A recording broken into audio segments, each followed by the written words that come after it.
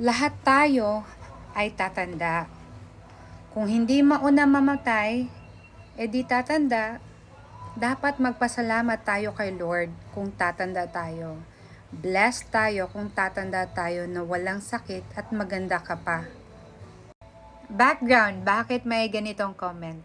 Kasi ang video nito ay tungkol sa sinasabi ko na okay ako na tawagin akong gurang, na sinasabi ng ibang mga bashers dito sa TikTok na dapat i-separate yung mga gurang sa social media, which is really nice. It's a good idea. But then again, internet is an open media, kaya pasalamat din tayo na yung mga gurang ay nakikita yung ginagawa ng mga kabataan sa social media. At talagang agree ako kay Carmencita Banks na dapat masaya tayo, grateful tayo, dapat nagpapasalamat tayo talaga na tayo ay tatanda or tumanda or matanda. Kasi ibig sabihin we're blessed with life, 'di ba? Kasi ang ganda kaya ng mundo, ang ganda ng buhay, marami tayong pwede pang ma-experience kapag andito pa tayo sa mundong ibabaw.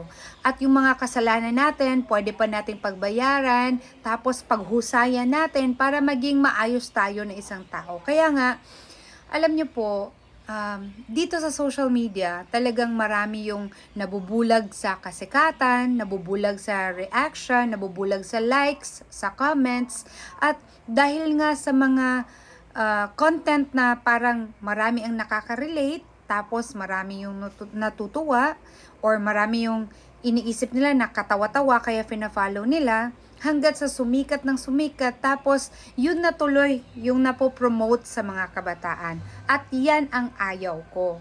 Yan yung binubulgar ko dito sa social media ko sa TikTok, na yung mga hindi ko na-appreciate, talagang dapat beware kayong lahat, lalong-lalo na yung mga kabataan, kasi ang negative energy and negativity ay madaling ma-digest, ma-absorb ng isang tao, kasi nga nakukuha yung inis, nakukuha yung galit, at pagkatapos niyan nagkakaroon ka ng sakit. Kasi nga puro negativity yung ina-absorb mo kahit hindi sa'yo. 'Di ba? Kaya nagkakaroon ka ng mental problems, health problems, lalo-lalo na yung sakit sa puso talaga, kasi you're stressed eh. Ang problema pa dyan, yung stress ng iba, ini-stress mo yung sarili mo.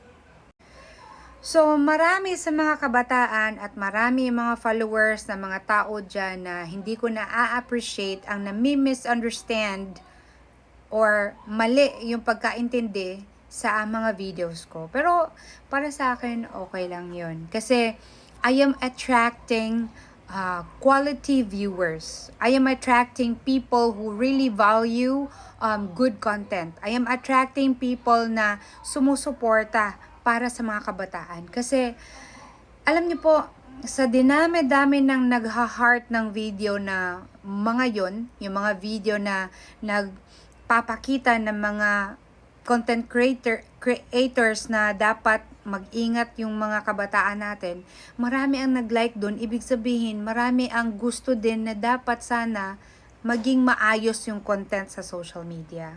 So, again guys, okay lang sa akin tawagin ako matanda.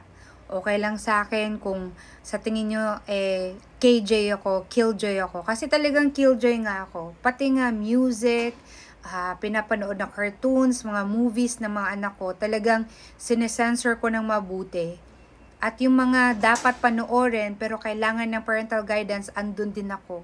Kasi ginaguide ko ng maayos yung mga anak ko. Okay?